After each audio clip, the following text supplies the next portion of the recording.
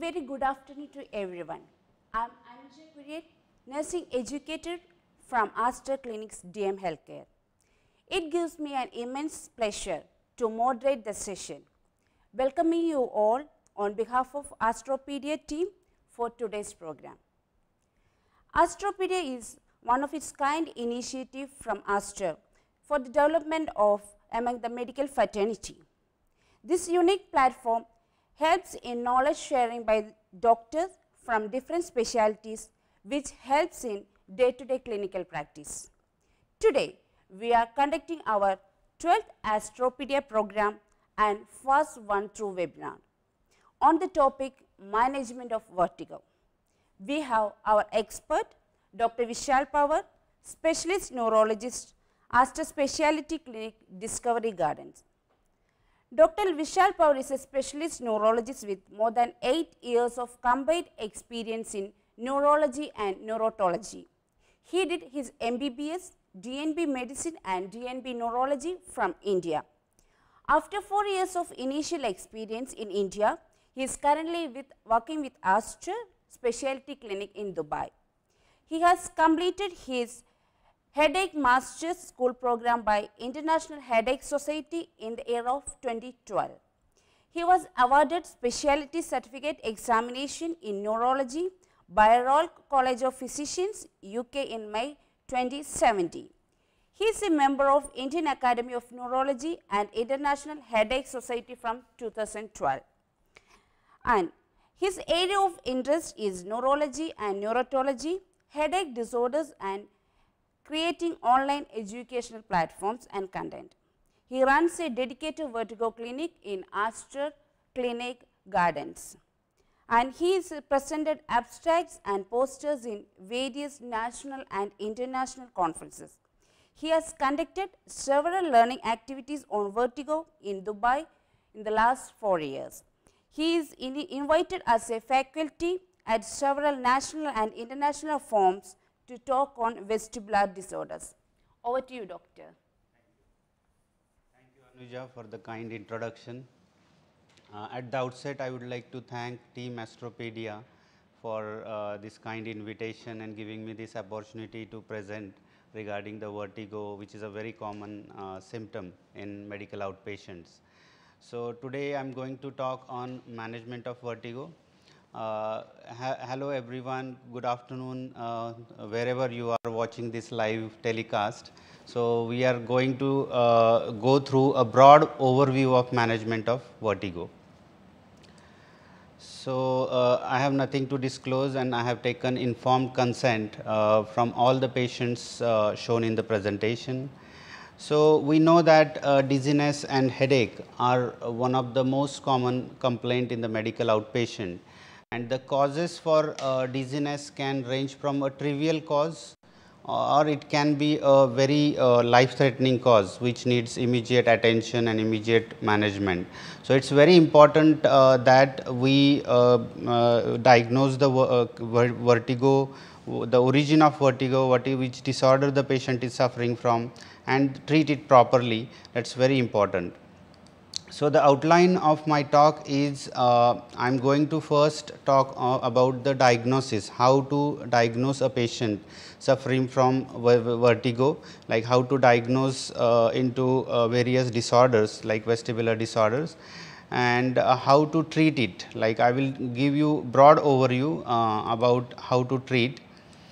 Regarding the diagnosis, like the most important aspect of the diagnosis of a patient who is suffering from vertigo is history taking, and history taking can help almost 70% of the times you can diagnose a vestibular disorder purely based on a detailed history. Then comes the examination, which is very important, which can add another 10 to 15% like 15 to 20% of cases diagnosis. And then comes the investigations, and the investigations will add around 5 to 10% like in the diagnosis of vestibular disorder.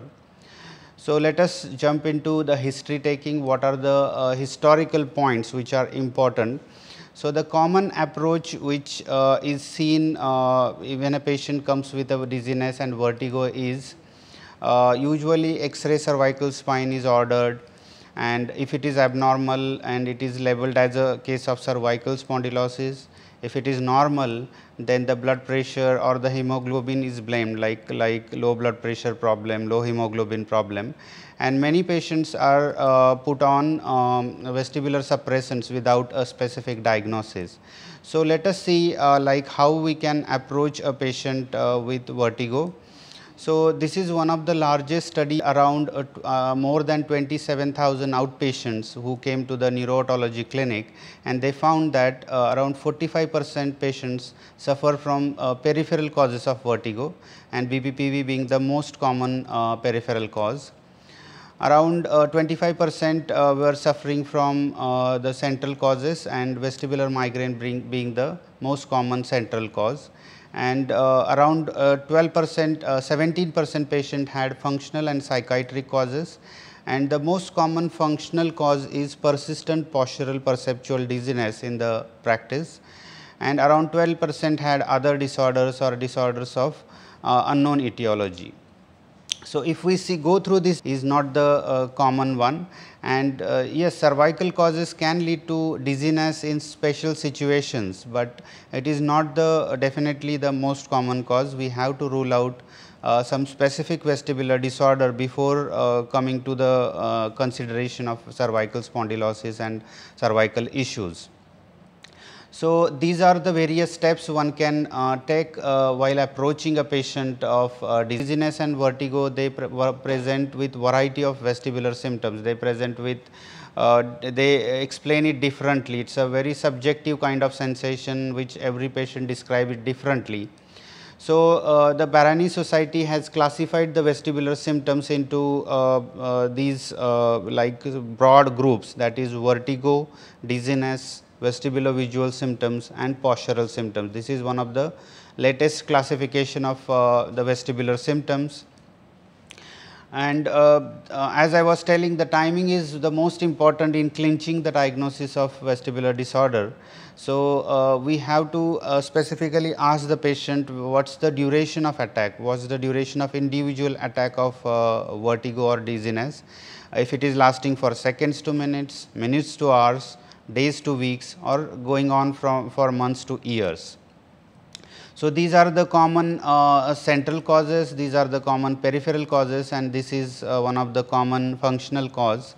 So, if vertigo is lasting for less than a minute, the most probable diagnosis is BPPV if it is positionally triggered. The other diagnosis are we have to consider are vestibular paroxysmia and vestibular migraine is also very common.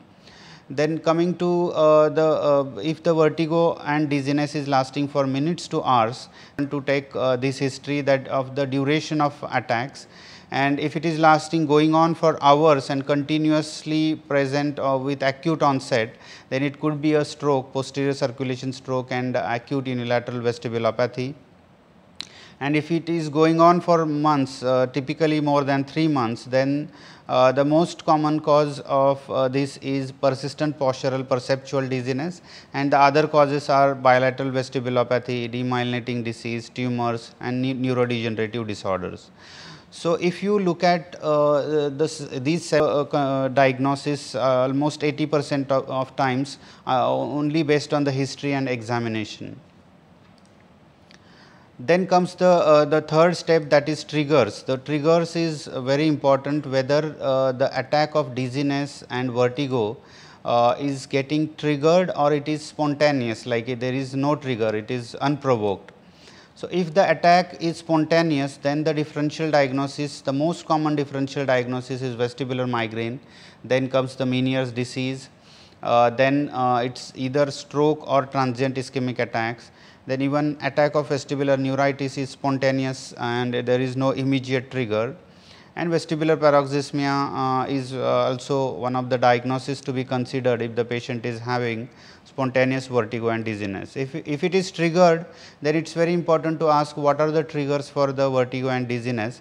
If it is positionally triggered, the most common diagnosis is BPPV, although vestibular migraine can also present can have positionally triggered attacks. If it is positionally aggravated, that means the patient has baseline dizziness which gets worsened by changing the head position, that is seen in vestibulopathy. If the vertigo and dizziness is happening on head turn, then there are some specific diagnoses like vestibular paroxysmia, carotid sinus hypersensitivity, CP angle tumors, rotational vertebral artery syndrome. And if the vertigo and dizziness is getting triggered by sound, Valsalva and pressure, then it could be third window syndrome. And if the vertigo started after a trauma, then it could be post traumatic BPPV or labyrinthine concussion, or even I have seen cases of vestibular migraine getting triggered after the trauma, head trauma. So, if the dizziness is getting triggered by upright posture, visual stimuli, active and passive, so the next important question is what are the accompanying symptoms, that is the fourth step. So, if the accompanying symptoms are like is headache and or this hearing loss and or tinnitus, then we should consider the diagnosis of Meniere's disease, labyrinthitis. Anterior inferior cerebral artery infarction is a very important thing to be considered in patients who come with acute onset vertigo with hearing loss and or tinnitus. Perilimb fistula and vestibular paroxysmia should be considered.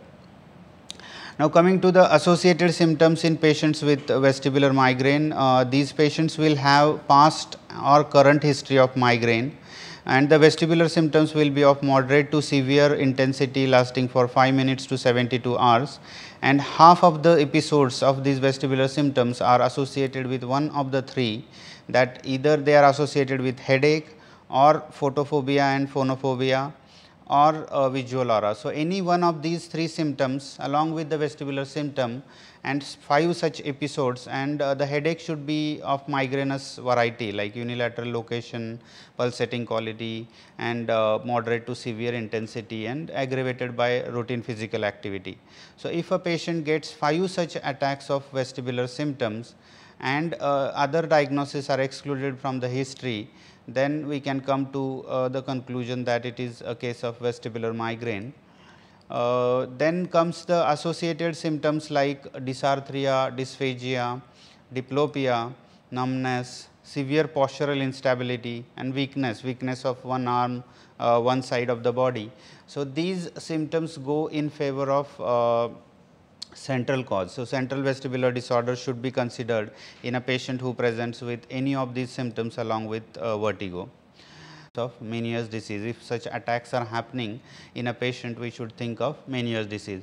So, this was a broad overview about the accompanying symptoms.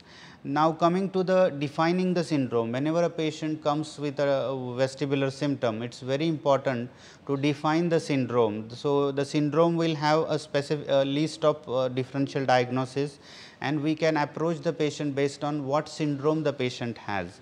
Okay. So, depending on the tempo of vestibular disorder, there are 3 different vestibular syndrome.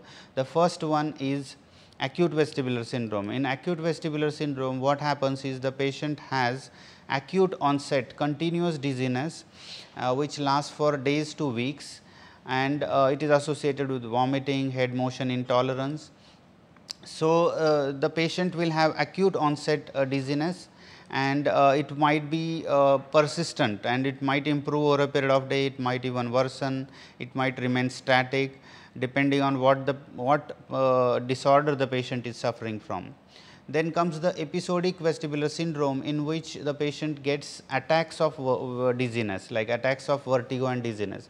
So, in between the 2 attacks the patient is absolutely fine, but the patient gets whether they are getting attacks of vertigo which has finite duration or it is a continuous one, that will help in the formulating and formulating hypothesis regarding the diagnosis.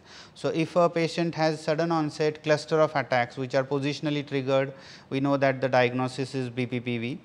And if the patient has attacks of vestibular symptoms which are going on for months, years, then we are dealing with most probably either vestibular migraine or Meniere's disease, or it might be a case of vestibular paroxysmia. So, there is a list of differential diagnosis for each of these syndromes. Then the last syndrome is chronic vestibular syndrome, in which the patient will have by definition the vertigo and dizziness will go on for weeks or months or longer, and typically it lasts more than 3 months. And so there is a list of differential diagnosis, and the most common cause of chronic vestibular syndrome is persistent postural perceptual dizziness, and which might have waxing waning symptoms on others. So, if we see at the list of this differential diagnosis, the trigger and the fifth vestibular syndrome is nothing but the falls and drop attacks.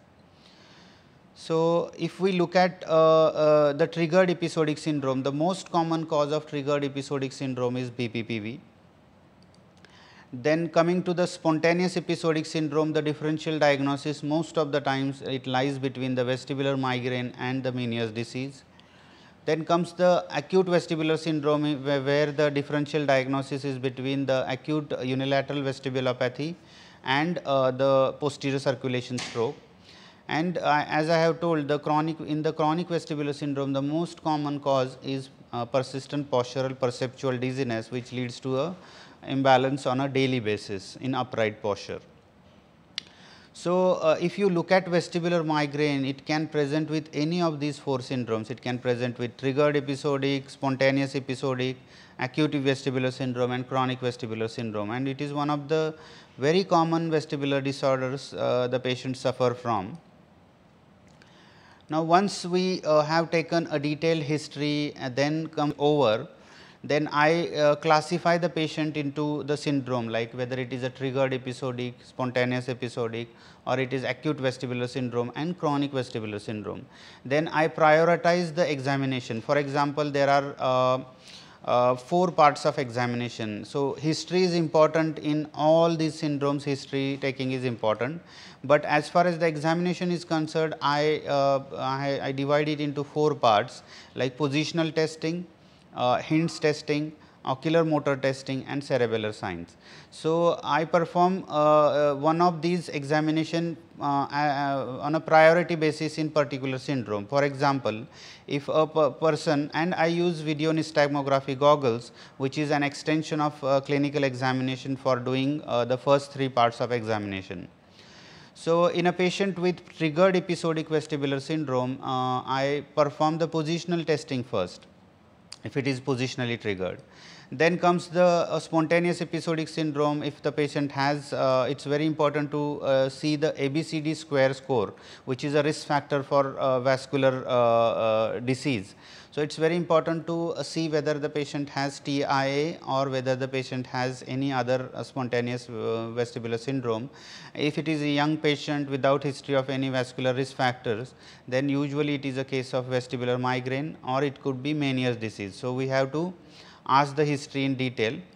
Then comes the hints testing. In acute vestibular syndrome, it is very important to perform the hints plus examination, and in chronic vestibular syndrome, I prioritize the ocular motor testing and the cerebellar signs first.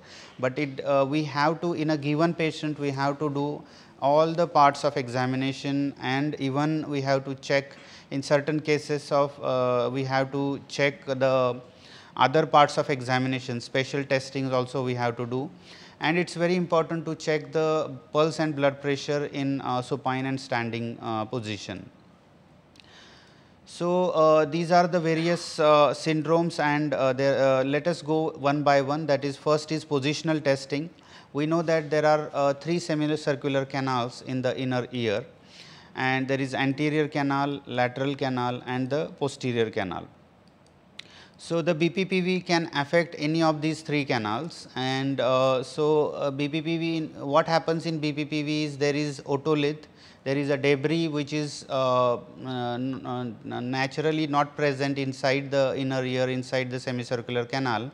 It comes into the semicircular canal, and the semicircular canals become gravity sensitive. Normally, the semicircular canals are not sensitive to gravity, but it becomes sensitive to gravity because of the debris which is sitting into the canal. And as soon as the patient moves in certain specific positions which are specific for every canal, it moves and it leads to the spinning vertigo. So, in patients with posterior canal BPPV, it is very important to perform Dick-Salpike maneuver, and if there is torsional upbeating nystagmus, it is posterior canal BPPV. If it is a lateral canal BPPV, supine head roll test will help to elicit the nystagmus, which is horizontal nystagmus. Either it could be apogeotropic nystagmus or geotropic nystagmus. And anterior canal BPPV, the deep head hanging maneuver or supine straight head extension is important, and we can get the torsional downbeating nystagmus. In a given patient, we have to perform all these diagnostic maneuvers, because sometimes posterior canal BPPV. This is how the Dick-Salpike maneuver is performed. Like from sitting position, the head is turned 45 degree to one side and patient is taken to the lying down, and the head goes 30 degree below the horizontal level, and then the patient sits up again. So, this is Dick-Salpike on left side and this is Dick-Salpike on the right side. So, there are apart from BPPV, there are other causes of positional vertigo, that is vestibular migraine, and other causes like infarct, demyelination, tumor and degeneration. And in peripheral causes, even vestibular paroxysmia can present with positionally triggered attacks. So, every positional vertigo is not BPPV. It is a very important thing to remember, because sometimes patients do not respond to repeated maneuvers, and then we have to consider either central cause, or we have to look for other peripheral causes. Then coming to the HINTS testing. In HINTS testing, HI stands for head impulse test. It is abnormal in peripheral vertigo and it is normal in central vertigo. The nystagmus is unidirectional in case of peripheral vertigo, and it is bidirectional, or it could be even unidirectional in case of central vertigo. The TS stand for test of skew, and that there is no skew deviation in peripheral vertigo, but skew deviation is seen in case of central vertigo. And the acute hearing loss in a patient with acute vestibular syndrome goes in favor of central vertigo, typically the anterior inferior cerebellar artery infarction. So, in this patient I am performing the head impulse test. If you look in the slow motion, on the left side, when I have done, it is bang on the target, that is on my nose, patient is looking at my nose. But when I turned the patient's head towards the right side, I gave a thrust to the right side, patient had a corrective saccade, and that means the head impulse test is positive on the right side. So, most probably the patient is suffering from acute unilateral vestibulopathy on the right side. Now, coming to the ocular motor testing to differentiate between the central and peripheral vertigo. We know that central structures are involved in central pathology, and the severity of vertigo in central causes is mild usually, it is severe in peripheral. The direction of nystagmus is usually, it is a bidirectional gaze evoked nystagmus, but unidirectional can be seen. In case of central, pure variety of nystagmus can be present, that is horizontal, pure vertical. And visual fixation, usually there is no inhibition of the nystagmus, which is a characteristic feature of peripheral. Postural instability goes in favor of central pathology, but even in peripheral we can see postural instability when the illness is very acute, but there is a preserved walking, patient is still able to manage, able to walk. Head impulse test is normal in case of central, and there is a corrective saccade, and it is pathological in case of peripheral causes. And I thought of initially when he was describing me, I thought of benign paroxysmal positional vertigo, but he had lot of features to suggest a central cause. He had imbalance of gait to the right side. Then when I started examining him, he was having finger nose ataxia.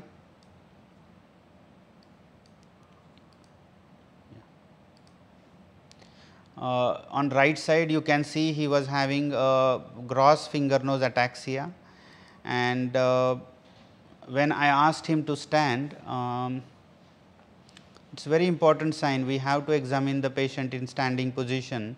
The patient was not able to stand and he was swaying towards the one side, and he was not also able to perform the tandem gait. This is one of my patient before the COVID era.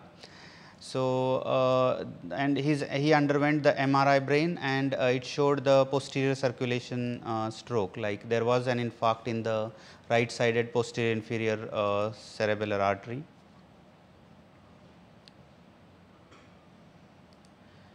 So, it is very important in a patient with vertigo to localize where is the lesion, like whether the lesion is in semicircular canals, it is BPPV. If it is there is a dysfunction of otolith, it is otolith dysfunction. We have to localize whether the problem lies in the endolymphatic sac, that is Meniere's disease, or whether it is the vestibular nerve or the ganglion which is involved. And the various causes are vestibular neuritis, paroxysmia, vestibular schwannoma, and whether the central structures are involved, and the most common cause of central vestibular pathology is vestibular migraine, and other causes which are sometimes life threatening, it should be ruled out, that is stroke, tumors and demyelination. Now, we will go into the what investigations we should do, and so what when we started this 28% and BPPV being the most common peripheral cause, the functional and psychiatric causes were 12% and the other causes were 11%. So, this is in numbers, the patient numbers, like around 460 cases of vestibular migraine, 177 cases of BV, and 104 cases of persistent postural perceptual dizziness. So, I will just highlight regarding these three common disorders in the management. So, vestibular migraine is most common cause of vestibular symptoms, and many patients, like almost 3/4 of the patient, do not satisfy the stringent criteria like of definite vestibular migraine, and they fall into the category of probable vestibular migraine. Many patients have mild migraine in the past, or they have forgotten their history of migraine, that is 1/3 of the patient. And migraine can also cause neck pain. Neck pain is a very common feature of migraine. So, many of these patients are considered as cases of cervical vertigo. They undergo ortho referral, they undergo MRI for cervical spine, and they undergo physiotherapy sessions, but it does not relieve the recurrent attacks. As I have already told, that vestibular migraine can present with any of these syndromes, that is spontaneous episodic syndrome. It can mimic like Meniere's disease, it can mimic like BPPV, it can mimic like vestibular neuritis, it can mimic like triple PD.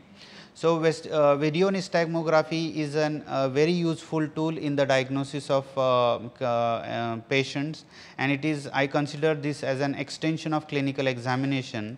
And in this video nystagmography, we can test the Sachard's smooth pursuit, nystagmus, gaze testing. We can perform the positional testing, we can perform the optokinetic testing, and we can do the subjective visual vertical testing, and we can eliminate the fixation.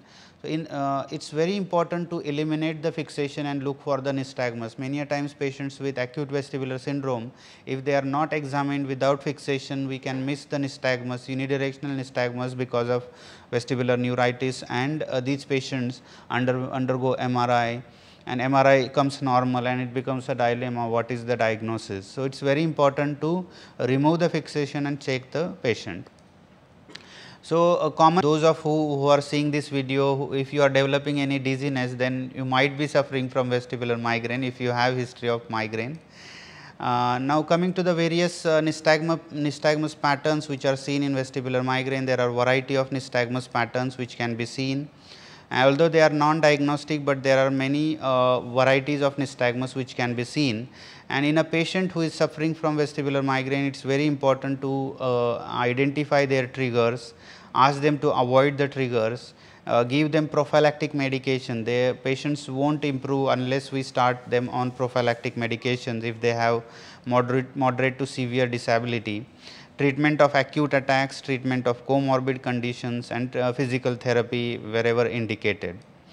The next common disorder is BPPV, and in BPPV there are typical symptoms and typical nystagmus I have seen in a group of patients who present with typical history of BPPV, and this is the data from my registry, the posterior canal BPPV being the most common one, and the geotropic lateral canal BPPV is the second most common. and the other causes of BPPV should also be considered. So, in patients with posterior canal BPPV, I treat them with mainly the Epley's maneuver and sometimes with Simon's maneuver. Lateral canal BPPV, I go with Guffoni maneuver and the modified Guffoni maneuver, and the anterior canal BPPV I treat with Iacoviano maneuver. This is just a demonstration of one of the patient like who was suffering from posterior canal BPPV. I am performing the various positional tests, and this patient had typical torsional upbeating nystagmus, and this is the follow up of the patient. When the patient came for follow up, he was absolutely all right, like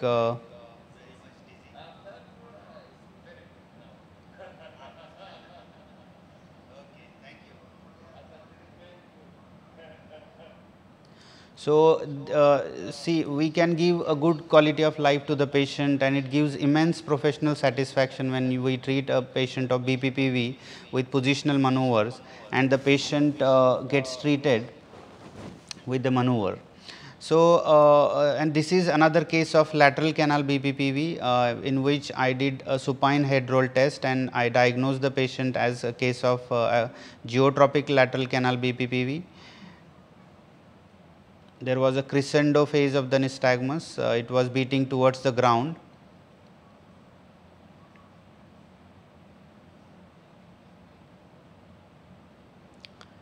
And I did Guffoni maneuver.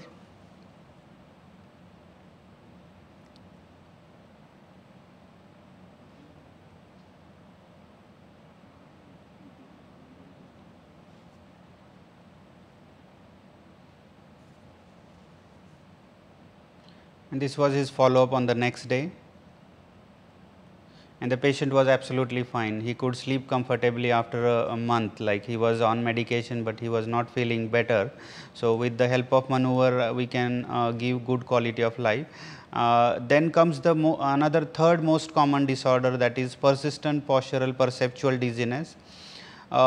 This is triggered by vestibular and non-vestibular disorders also, and there are various specific situations which can trigger triple PD, like upright posture, complex visual stimuli, crowded places, and the examination is usually normal, and these patients feel better by SSRIs and tricyclic antidepressants. So, to summarize, there are three most common vestibular disorders, that is vestibular migraine, BPPV, and the triple PD, like persistent postural perceptual dizziness.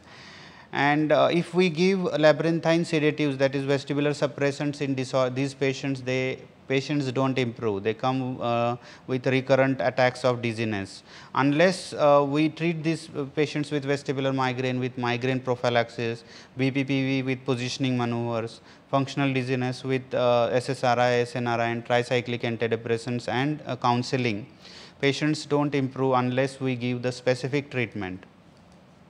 So, the common myths about the vertigo is equal to BPPV. No, BPPV is one of the most common cause, but it is not the only cause.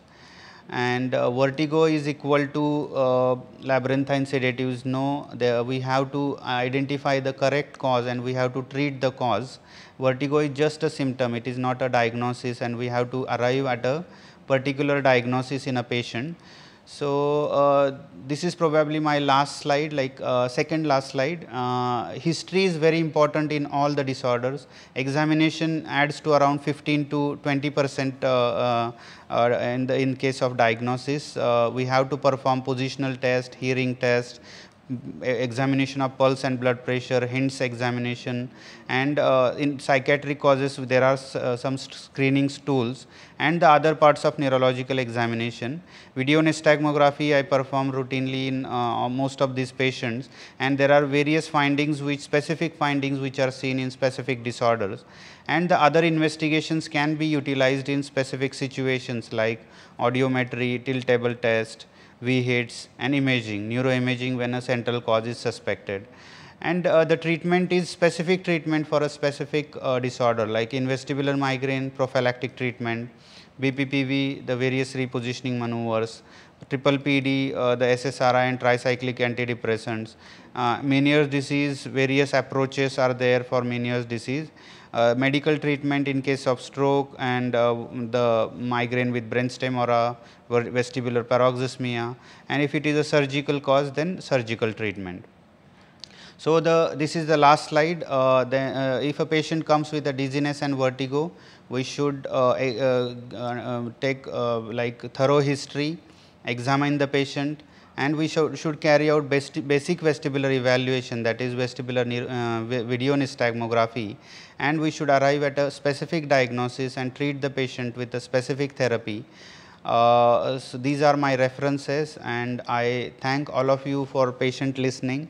And if you have any questions, you can put in the chat box. I will be very happy to answer the question. Yeah. Thank you, Dr. Rishad. It was a wonderful session. It was really well organized and structured. All the PPTs were very nice and useful, especially the procedures which you have shown the manuals. Yeah. They're really happy to see that procedures, and I think I am really happy that your patients also were very happy.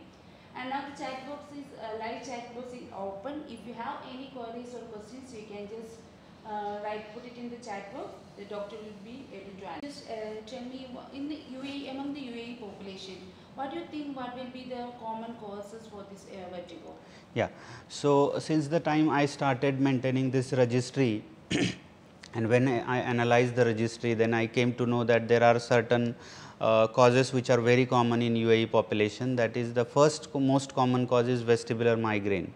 So, migraine in general population is very common, and almost 10% of the patients with migraine suffer from this condition, that is vestibular migraine, which is very common in UAE population. And the second common cause is BPPV, that is benign paroxysmal positional vertigo, which can be treated with the help of maneuvers without any single medication. So, most of the times I treat in one setting, and some patients might need few more settings to remove the particles which are there in the inner ear.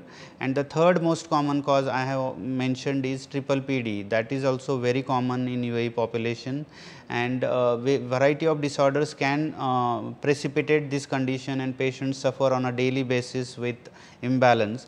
So, these are the three common disorders which I see in my practice, like vestibular migraine, BPPV and triple PD. Thank you, doctor. And what will be the early signs, or how we will recognize that if I am suffering from vertigo? How can I recognize that whether I am suffering from vertigo or other common dizziness? Yeah. So, whenever a patient suffers from vertigo, the patient will perceive that a spinning sensation, either the spinning sensation of self, or the patient might feel the surrounding is rotating. So, if in case of such a symptoms, the patient should once comes for consultation, then we can go into the details of history, like duration of symptoms, what are the triggers for the dizziness, what are the associated symptoms, what are the associated disorder, whether there is history of migraine, whether there is any history of trauma. So, according to as per the history, we can classify the vertigo into a vestibular disorder. So, vertigo is a symptom of underlying disorder. Many times we see patients saying that I have a vertigo problem, but it is not a diagnosis, it is just a symptom, and with thorough history taking and examination, we can come to a conclusion that whether the vertigo is because of vestibular migraine or because of any other disorder. Is there any relation with any of the orthopedic condition like cervical spondylosis, anything? Is there any relation with the vertigo and this? Yeah.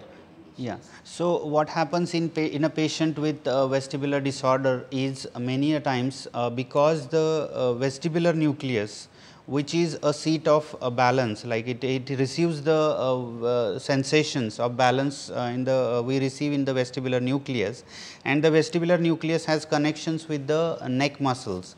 So, there are vestibulocholic connections. That is why many patients who suffer from vertigo or vestibular symptom, they also develop neck pain and neck spasm. So, many a time, and patients feel vertigo on changing the neck position. That is why it's common that they feel that it is problem is related to the neck. So, actually the problem is there in the balance control system, either which is located in the inner ear or its connections with the brain. So, cervical vertigo can happen, but it is not common, and true spinning sensation is uncommon in cervical causes. But there are of course certain situations where the neck conditions can lead to vertigo. For example, in cases of vertebral artery dissection, or if there is any fracture and it causes compression over the vertebral artery, there are certain situations where the cervical cause can lead to the dizziness, but we should rule out the other common causes before coming to a conclusion that patient is suffering from cervical cause.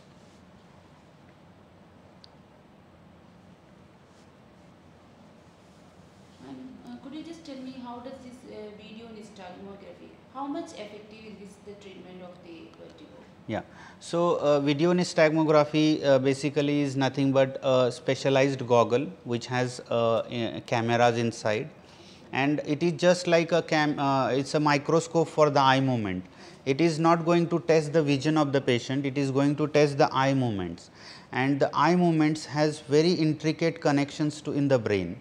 So, whenever there is any problem in those connections, it will reflect with the eye movement abnormality, and that can be picked up by these video nystagmography goggles, and that will help. The video nystagmography picks up into two ways: either it will give it gives one is graphical record, and it also gives the video of that particular eye movement. So, that is how it helps in the diagnosis of a vestibular disorder.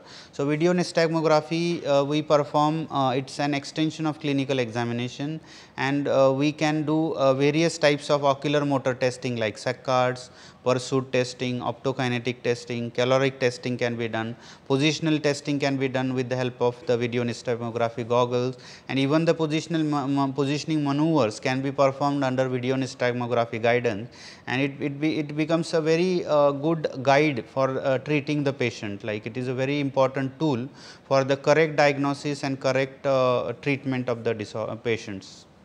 And doctor, we have one question from Mr. Suman Thapa. What is the difference between positional tract and positional load? Aggravated vertigo. Yeah, it is a very interesting question and very important question. As I was going through my presentation, I told that we have to differentiate between positionally triggered and positionally aggravated. So, positionally triggered means the patient is asymptomatic, and certain position change like lying down in the bed, or getting up from supine position, or turning in the bed. So, it gets triggered by that particular position change. So, the vertigo was not present, and then it gets triggered by certain position change, that is positionally triggered. And positionally aggravated means the patient has baseline dizziness, and on the top of that, when the patient changes the head position or changes the position with respect to the gravity, like gets up from supine position, lies down, or changes the position in the bed, that aggravates the baseline dizziness. So, the patient is having some baseline dizziness, on the top of that the position change aggravates the dizziness. That differentiation is very important, because positionally triggered is typically seen in cases of BPPV, and also in cases of sometimes in cases of vestibular migraine, in cases of vestibular paroxysmia and some central causes, and positionally aggravated is commonly seen in patients with vestibulopathy. So, this differentiation is important to reach a list of differential diagnosis, and it is a very important question.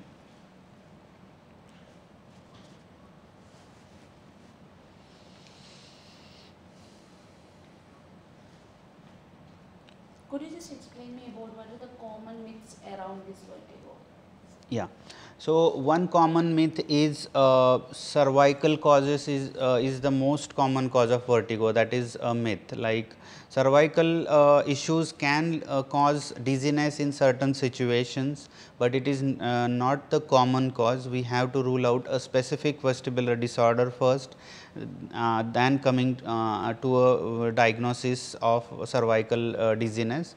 Then another common myth is the vertigo can only be treated with the medicines, it can't be treated without medicines. So, there is one condition called as BPPV, where the particles are small particles or debris is formed in goes inside the inner ear, that is balance control system, that is semicircular canals.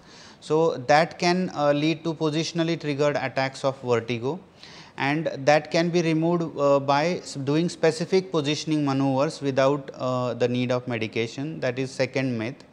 The third common myth is do not have history of migraine. I have suffered from mild headaches in the past, or I do not have headaches which are prominent now.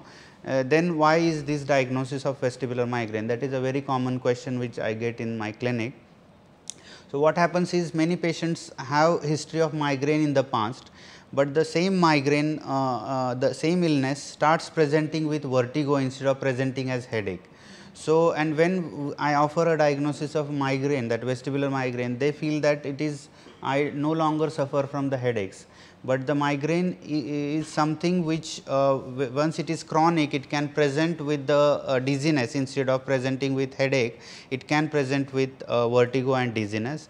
That is a very common myth amongst the patients, and these are the common myths I see in the patients. Yeah.